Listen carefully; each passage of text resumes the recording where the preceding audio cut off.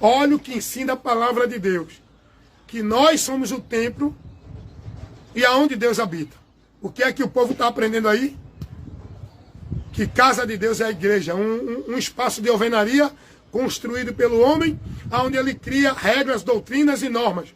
Para fazer o povo pensar que é de Deus e ali está servindo naquele ambiente como se fosse a Deus, dentro de uma hierarquia, de um domínio, de uma autoridade do homem, como se o povo estivesse servindo a Deus. Olha a mentira do diabo que leva o povo a viver a maldição. O povo acredita que ali é casa de Deus. E ninguém tira isso da mente desse povo não, viu?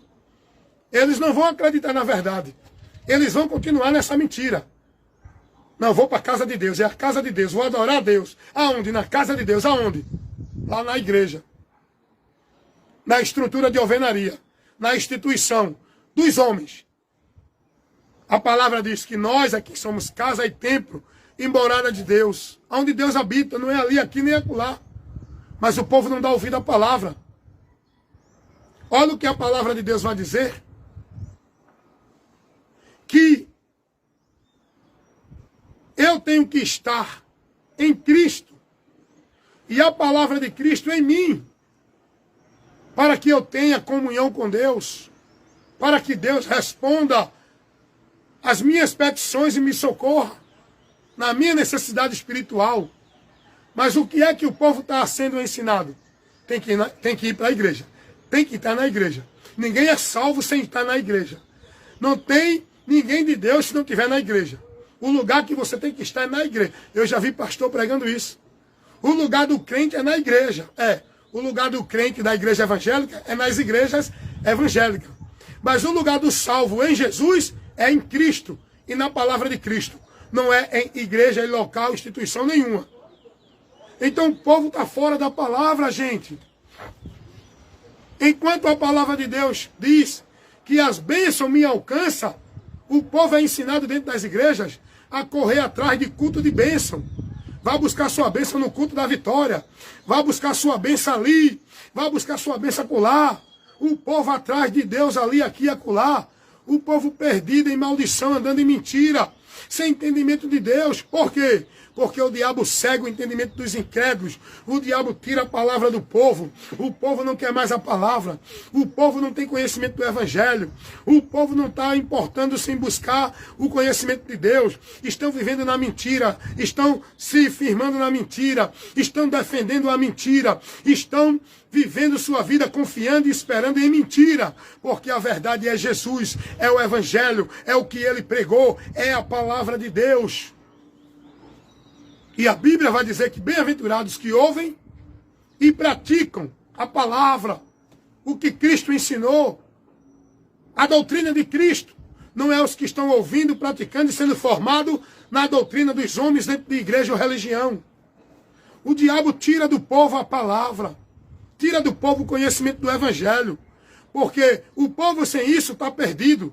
Pode estar em igreja, pode estar vivendo culto de manhã, de tarde, de noite, pode fazer campanha da marcha, campanha da vitória, campanha de quebra de maldição, pode ir para culto de consagração, pode ir para jejum, pode ir para vigília, pode ir para culto de poder, culto de avivamento, culto da profecia, culto disso, daquilo outro. Nada disso tem valor se você não tiver o conhecimento da verdade que liberta, se não tiver o conhecimento do evangelho, se não estiver andando pelo evangelho, sua vida continua perdida, vazia de Deus, neste mundo em perigo, correndo risco de quando partir daqui, seguir ao juízo, porque sem Cristo, olha a condição do homem sem Cristo, como é real, na realidade. Olhe e veja a condição do homem sem Jesus. Seja ele quem for, esteja onde estiver.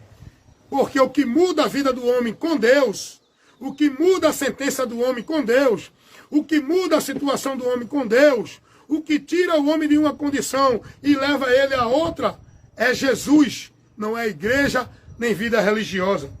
Olha a real condição do homem sem Jesus. Efésios 2, versículo 1 ao versículo 3. Eu vou mostrar a você, estou aqui mostrando a você, a condição real do ser humano sem Jesus. A verdade que prevalece é essa, tá? Essa é a verdade da situação do homem sem Cristo.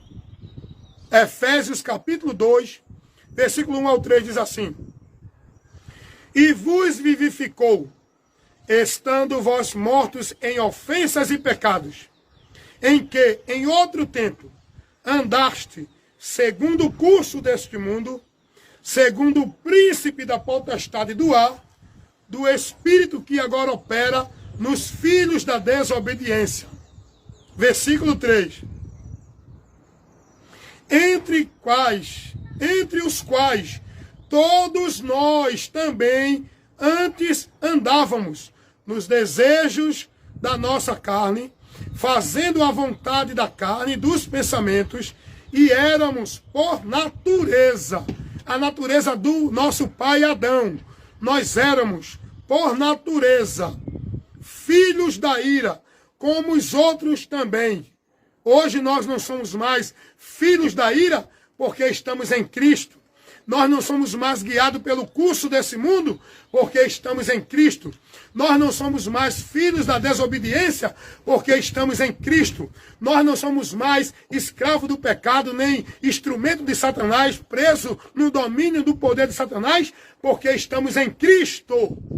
Mas todos que estão neste mundo sem Jesus, podem estar em qualquer religião, continuam nessa condição, sem paz, sem Deus e sem salvação, preso em condenação pelo pecado, escravo de Satanás, preso no domínio do diabo, porque é isso que a palavra diz.